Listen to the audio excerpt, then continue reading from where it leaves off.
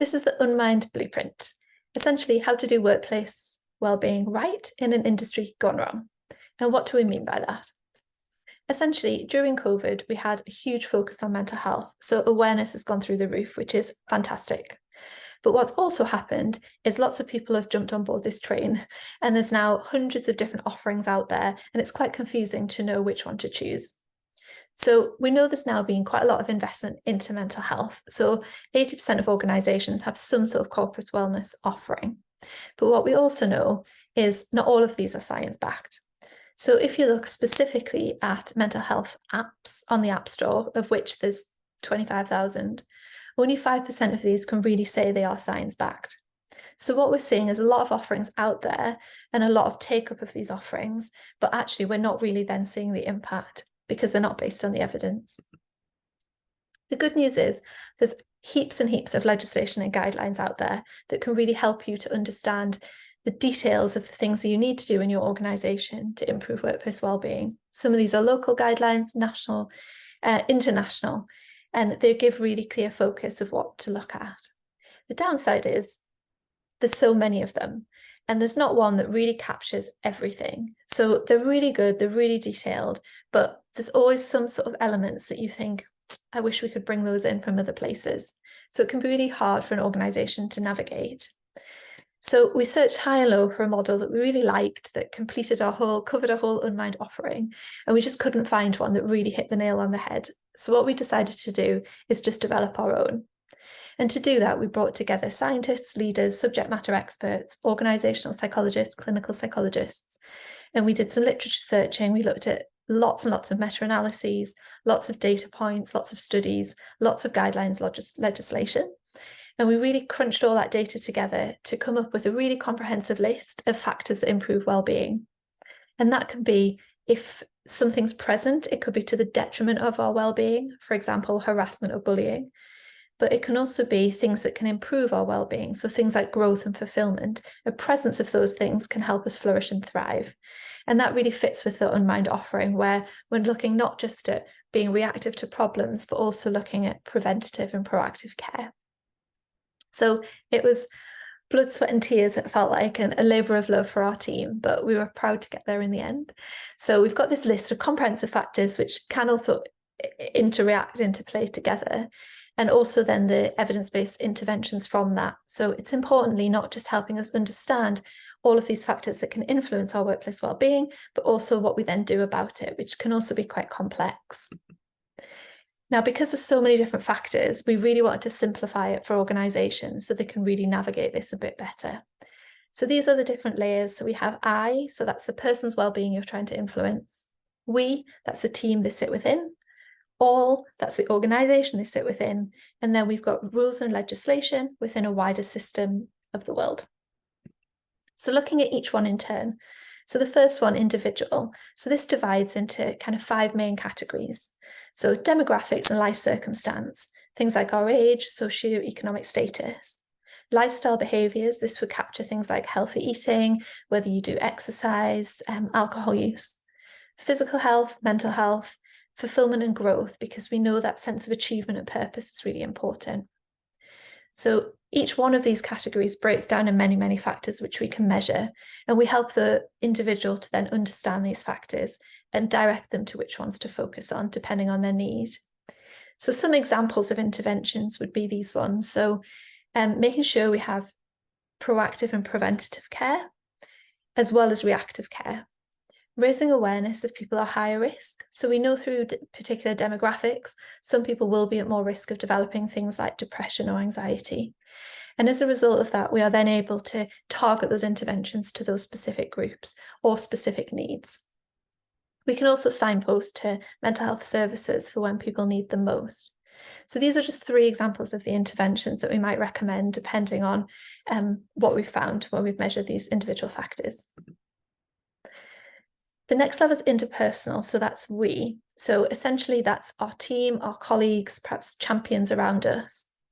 And we've divided this into 4 different areas. So social capital is like our relationship and connections with other people, the degree we benefit from those relationships, and how supported we feel and the productive benefits of those. Manager approach, so that's how people support their team, how people communicate and foster that sort of sense of fairness.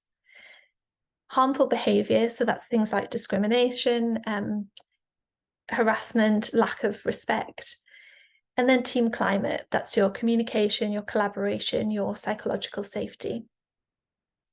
Again, there's lots and lots of interventions we can do to tackle these, and these are just categories. So within the categories, there's many, many factors, but just some examples that we've used with clients so far. So one would be around the social capital, would be having mental health champions networks to really create that grassroots change. And that's not only having your champions, but training them in the role of a champion, not just in how to spot difficulties, but exactly what their role is and how they go about that, and empowering them to do that. Roll out wellbeing centered continuous training for managers. So we know managers or lack of support from managers or a good leadership style can really, really make or break how someone feels at work. And managers have such a huge influence, whether that's going up or down. It's really important for the manager to be able to support their employee and also manage their own emotions and their own self-care because of the knock-on impact that it can have. So manager training is something that comes up a lot, and organizations tend to find that's something that not only managers are asking for, but also the employees would really benefit from. Also things like workshops and support groups. So not only training managers, but getting managers together to really learn from each other and troubleshoot together and have that peer support. We know that can be really effective in increasing the support and therefore improving wellbeing. Now the next layer can get even more interesting. So this is the organizational level. So here it's divided again this time into 6 factors. So psychological safety climate, that's your shared perception of your policies, practices, and procedures. Change management, that's how an organization is managed through the consultation and communication with employees and any practical support during any change. Reward, recognition, and growth, so really acknowledging that opportunity for career development, promotion, recognition, reward is really, really important to how people feel, that appreciating and stopping to acknowledge fair pay, all of these things that really go into that factor. Environmental safety, so making sure people feel safe at work, the physical environment being really important. Work-life harmony, so we all know about work-life balance, and trying to achieve that harmony between our personal and work demands and trying to help them bring those together. So balancing those demands can also include things like job security, predictability of work and your schedule and things like that. Work demands and design, so work demands being the hugest, and that's not just workload, but it's also the type of work, how it's organised, the intensity, the pace, the level of autonomy and control.